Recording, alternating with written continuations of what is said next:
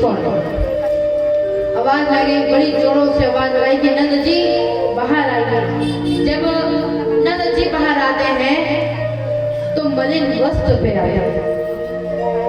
जब से श्री कृष्ण वृंदावन छोड़ के गए तब से किसी ने सजना संवरना ही नहीं किया, सब त्याग दिए, न ढंग से कोई भोजन किया। और मैंने कहा कि जब वृंदावन छोड़ के श्री कृष्ण गए तब से यशोदा के घर में आग नहीं चली, भोजन नहीं पकाया गया। नंद जी बाहर आते हैं, कौन? बोले मैं कृष्ण का सखा हूं। बोले अच्छा हो, कब आ रहा है? कन्हैया छोड़ के चले गया, आएगा कब? बोले देखिए नंद जी, प्रेम को छोड़िए, कौन किसका पुत्र, कौन किसका पिता? यहाँ पुत्र नहीं है, वो तो भगवान है। वो कहाँ आपके पुत्र हैं, कहाँ आप उन्हें पिता मान रहे हैं? ये सब बेकार बातें हैं। ज्ञान को प्राप्त करो, ज्ञान के लक्ष्य पे चलो। सर्वोत्तम धर्म अपना मानता है उद्धव ज्ञान को।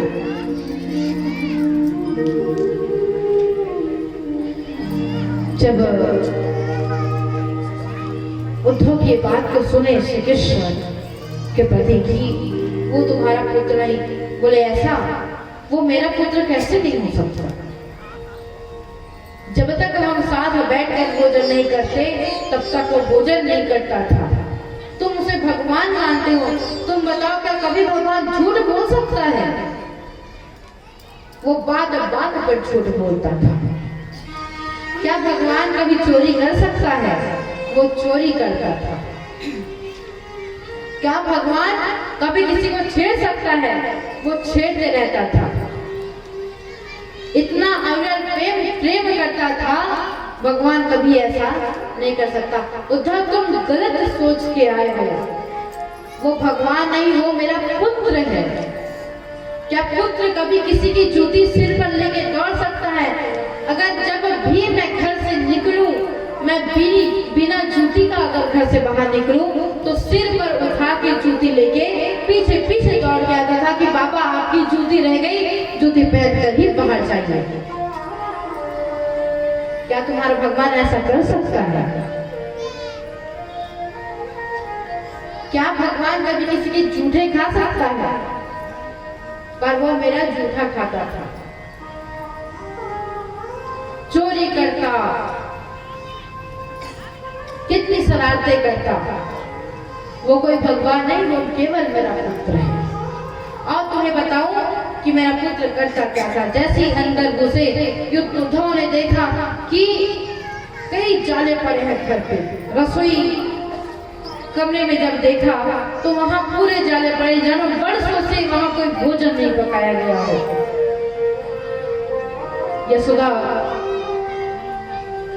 यशोदा को जब देखा गया तो यशोदा से कहते हैं मैं प्रणाम करता हूँ आपको। यशोदा कहते हैं अरे इतने जोर से क्यों बोल रहे हो, धीरे बोलो। बोले क्यों? अभी तो बहुत परिश्रम करके मैंने कान्हा को सुलाया है, उठ जाएगा। बोले कृष्ण यहाँ नहीं, कैसी बात करते हो? कृष्ण यही है, मेरे साथ है, बहुत परिश्रम किया है, सुबह से पीछे लगी थी तब जाके अभी सोया है। मना इसलिए ऐसे बढ़ गई थी कि कृष्ण के छोड़ने के बाद मां यशोदा हर समय हर जगह श्री कृष्ण के को देखती थी। और वाकई में वास्तविकता में अगर ये देखा जाए कि भक्ति को माना जाए तो चारों तरफ हर समय हर क्षण आप उनका ध्यान करें, उनका चित्र आपको दिखे, वही सर्वोत्तम भक्ति है। श्री कृष्ण जब भगवान शब्द सुना कि मैया वो आपका पुत्र नहीं है, वो यहाँ है ही नहीं, मैया कहाँ प्रेम के रास्ते को पकड़ के बैठी और एक ज्ञान के मार्ग पर चलो, ज्ञान को पाओ। बोले कौन सा ज्ञान को पाऊं? कहाँ है ज्ञान? किस वजह से ज्ञान को पाऊं? प्रेम नहीं है बोलते हो? अरे आओ उद्धव, मैं तुम्हें दिखाऊं। उद्धव का हाथ पकड़ के खींचते ले गई, कहे रसोई घर पे ले गई अंदर और कही कि अरे ये देख, इस रसोई पे जब तक मैं खाना पकाती थी तब तक बैठ के चुपचाप मुझे निहारता हुआ भोजन ग्रहण करने के बाद ही यहाँ से उठता था। चल उद्धव और दिखाओ। पर्दे पे ले गई, ये पल्ला जो दिख रहा है उद्धव, इस पल्ला में जब तक मैं उसे नहीं सुलाती थी तब तक नहीं सोता था, जब तक लोरी नहीं गाती थी तब तक नहीं सोता था। ले गए, अरे इस जगह में श्री कृष्ण हमेशा मुझे ढूंढता रहता था, चिल्लाते रहता था, बैठे रहते रोते रहता था कि मैया मुझे गोद ले। 24 घंटे मुझे चिल्लाते रहता था, मैया गोद ले, गोद से उतरता नहीं था। माखन गृह में जाके माखन निकाल के खाता था। ये इस घर में जितनी जगह है हर जगह श्री कृष्ण है। कैसी बात करते हो, प्रेम से बड़ा कुछ भी नहीं है उद्धव। अब उद्धव को धीरे धीरे समझ आता है ज्ञान इसके सामने कुछ भी नहीं है। यशोदा और नंद का दर्शन करके वहां से निकल पड़ता है उद्धव, और समक्ष खड़ी कौन, गोपियां। बोले उद्धव इधर आ, सच बात बताना, झूठ ना बोलना। बोले क्या क्या तेरे कृष्ण ने ये वस्त्र ये कुंडल पहना के भेजे इसलिए है कि वो ये हमें बताना चाहता है कि वो इतना अमीर हो गया है, इतना धनवान हो गया है, कितने सुंदर वस्त्र पहनता है, क्या ये बताने के लिए ये पहना के तुझे यहाँ भेजा है? अरे हम तो तुझे देखती भी नहीं अगर तू ये वस्त्र न पहना रहता। सालों से उसे याद में तड़पी पड़ी है हम, न जाने कब आएगा, आएगा भी नहीं आएगा यह भी हम नहीं देख पाते। कह रहे गोपियां देखो नंद जी और यशोदा नहीं सोच, ये नहीं समझ पाएंगी, तुम समझो गोपियां, अरे ज्ञान मार्ग पर चलो।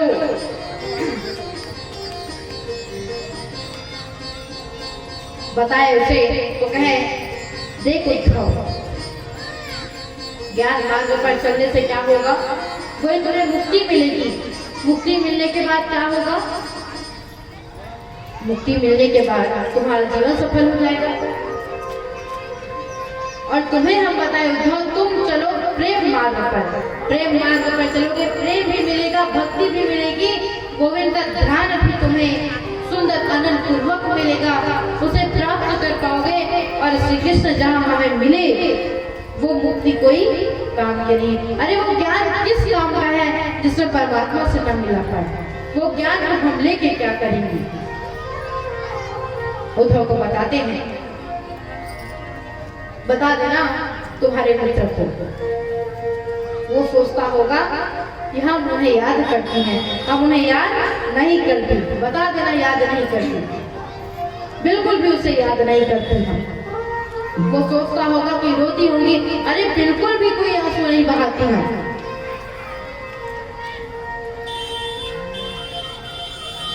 बताया कि ज्ञान से कोई मतलब नहीं है।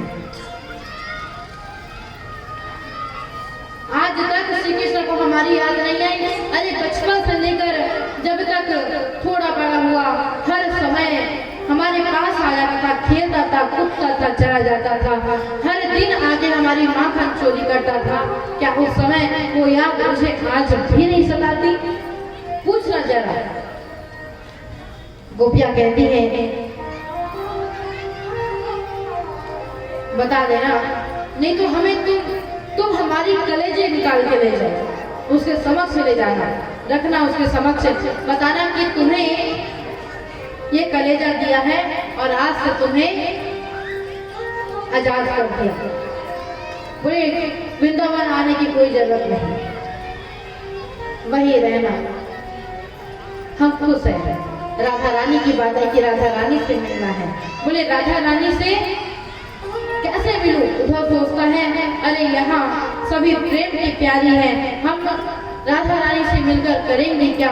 नंद जी और यशोदा की प्रश्नों का उत्तर नहीं दे पाया, मैं राधा से क्या बात करूं? गोपियां कहती हैं,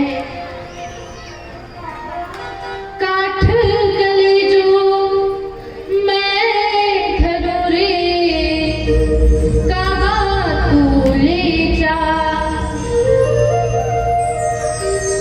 सारी गोपियां कहती हैं, काठ कलेजो मैं धरूं रे, कावा तू ले जा। जहाँ मारो पिया बसे, वो देखे तू खा। सारी गोपियां कहती हैं, तुम कहो उद्धव तो हम अपनी कलेजे काट के तुम्हें दे देते हैं।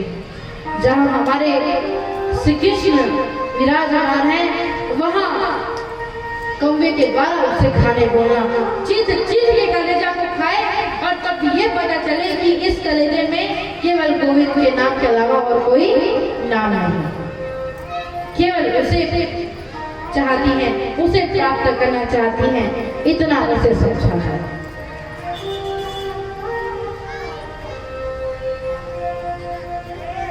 केवल उसका गान करती है।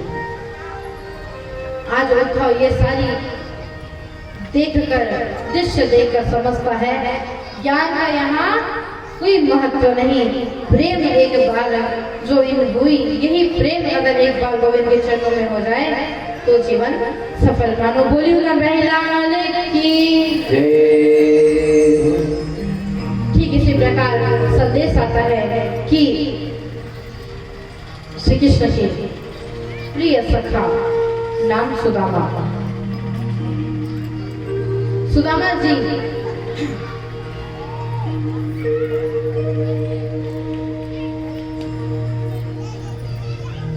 भी जो कृष्ण के चरणों में भक्ति की,